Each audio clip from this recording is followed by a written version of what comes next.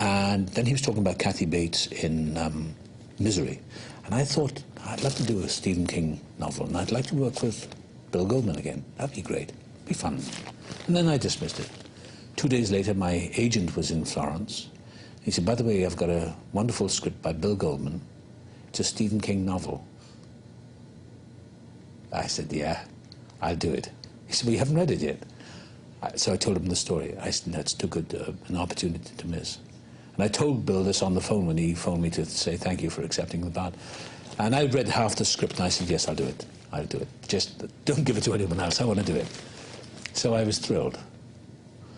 Now that was pure synchronicity. And that's a phenomenon. That's a piece of extrasensory stuff that happens in our lives. That's happened to me a lot, in fact, over the years, especially when I become more aware of it.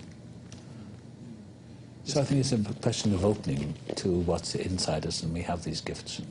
And that's obviously related to this sort of instinct that you have to bring to the parts you play. It's just listening, presumably, to your own voice in some way. Whereas as your instinct for the end of the movie, when the girl turns up as her own, I don't want to give the plot away, I found that the most powerful piece of, that must have come out of your intuition. I thought that was such a powerful twist to the story. There's so much of the story is about memory and about the past, and about how you can't ever really go back, but memory is such an important thing to all of us. In a way, we are our memories. Yes, yes. And I don't know how you feel about that in your life and the importance of memory to you. Oh, it's very powerful, because as I get older, I remember my childhood more clearly.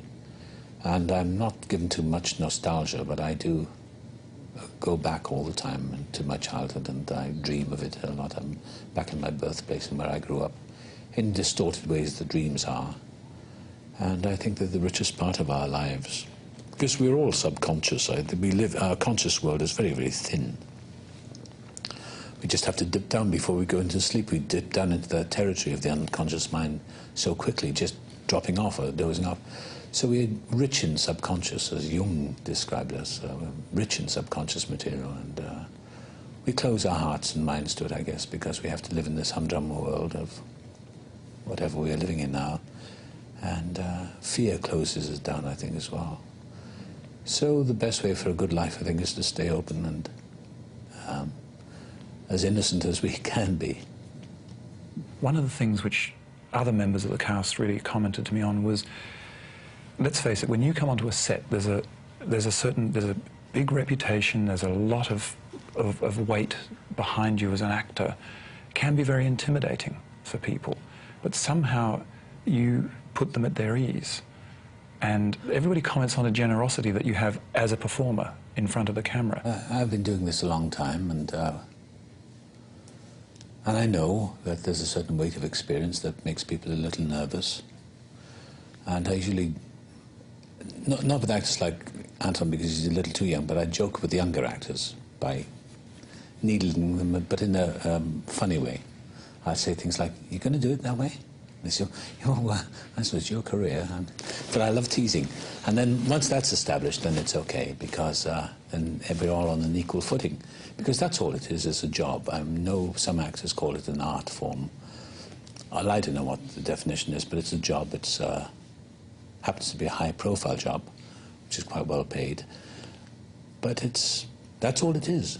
And I know that people do get a little nervous. There's no need to, because I'm just... anything I'll say now will sound so trite.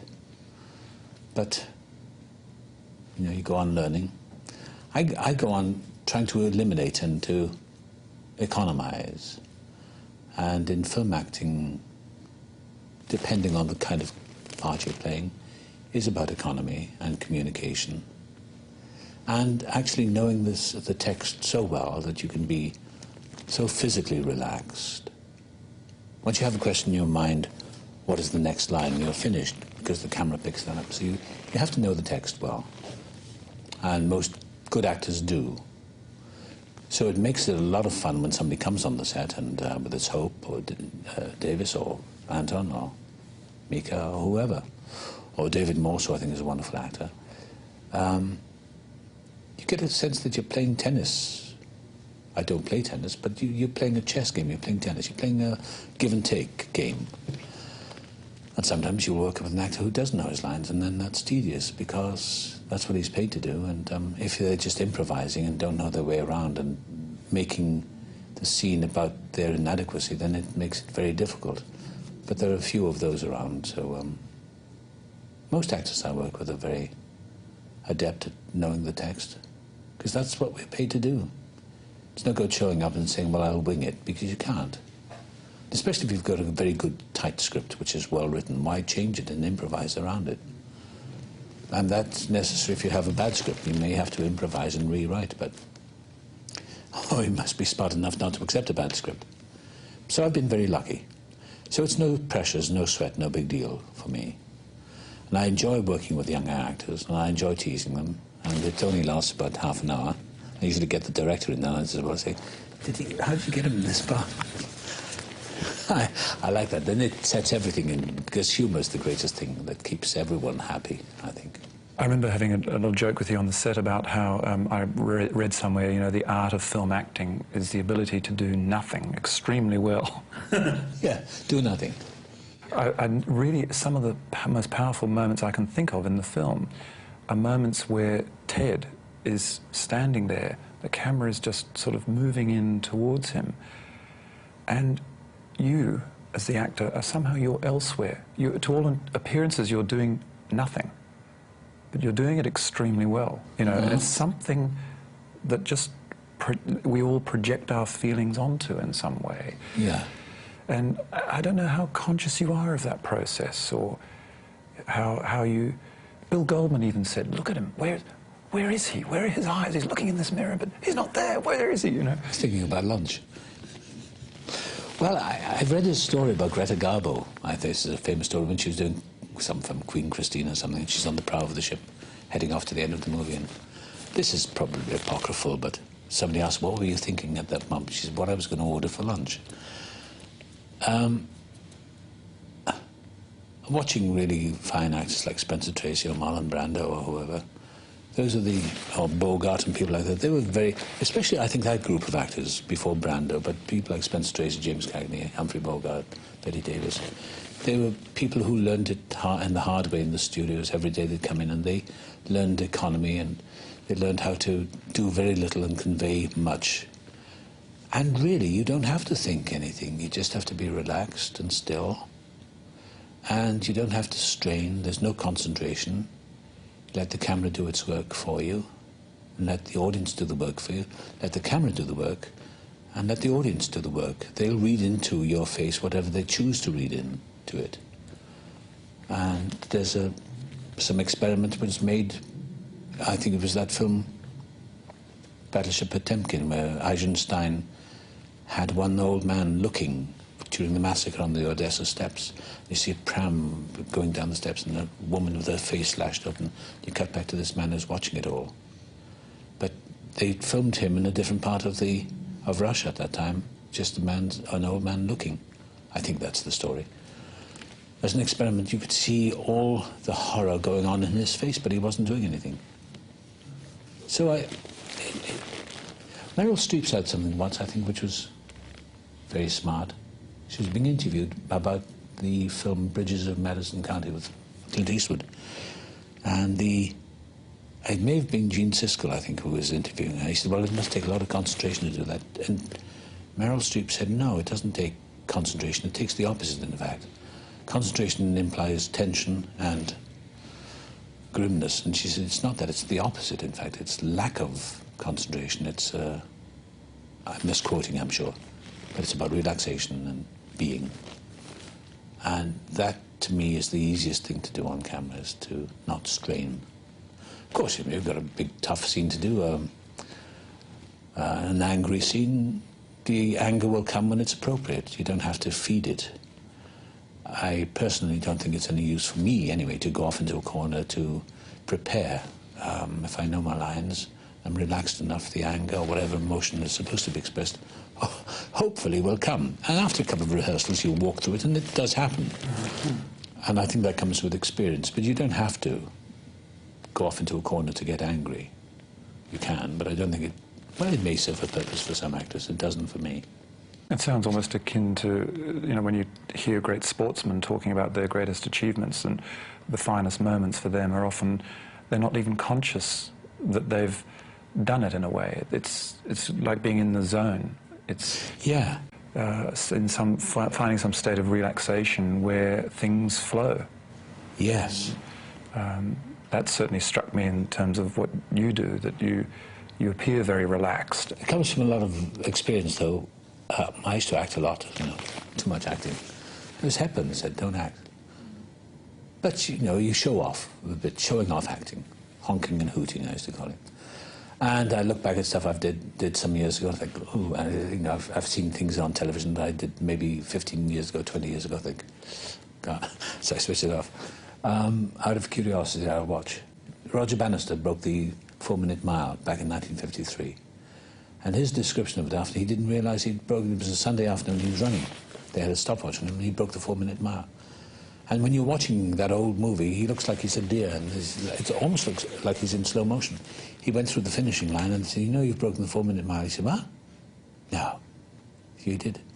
And he was in that zone. So it tells us that there is something phenomenal outside and inside of us, I guess. Mm. But acting, that's why I find it enjoyable, because it's so easy, most of the time. And people say, well, what about the tediousness? What about the waiting around? Well, that's what you're paid to do, is wait around and act in between. But it is an easy way of life. It's an easy skill, if you want. And you can make it as easy as you want to, or you can make it as hard as you want to. But that's the pleasure working with, you know, good actors like Anton Yelchin. Children are always a surprise, because it seems to them so, it seems to me, watching them, it seems to be so easy. Yes, I'm struck by, again, that thing of not acting, in a way, just telling the truth. You're just, you know, open and not trying to act, not trying to sort of project something.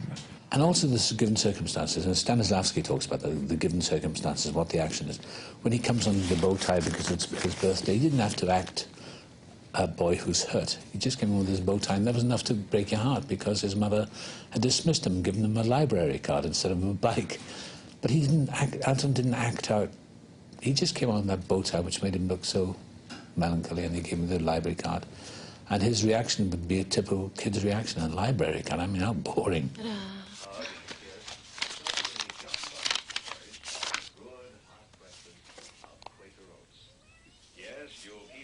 Oh, wow. Library card.